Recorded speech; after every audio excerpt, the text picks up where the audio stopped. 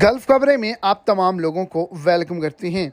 आज के दिन सऊदी अरेबिया के अंदर एक इंतहाई अफसोसनाक हादसा पेश आया है, जिसके नतीजे में बहुत ही ज़्यादा बड़ा नुकसान जो है उसका सामना करना पड़ा है।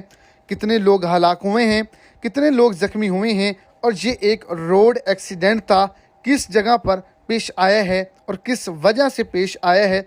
वीडियो की तफसीलात को जानने के लिए वीडियो को एंड तक देखें और अगर इस चैनल पर फर्स्ट टाइम है तो लाजमी से चैनल को सब्सक्राइब करें, वीडियो को लाइक करें और अपने दोस्तों तक इसको ज़्यादा से ज़्यादा शेयर करें। तेज़ रफ्तार गाड़ी पोल से टकराई है, जिसके नतीजे में 2 तालब इलम जो हैं वो मौके पर ही दम तोड़ गए हैं। एक शदीद ज़ख्मी है।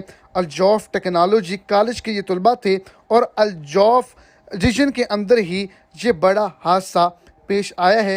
ज़ख्मी तालब इल्म को हॉस्पिटल में दाखिल किया गया है। उसकी हालत नाजुक है, जबकि 2 जो तालब इल्म हैं वो मौके पर ही दम तोड़ गए हैं।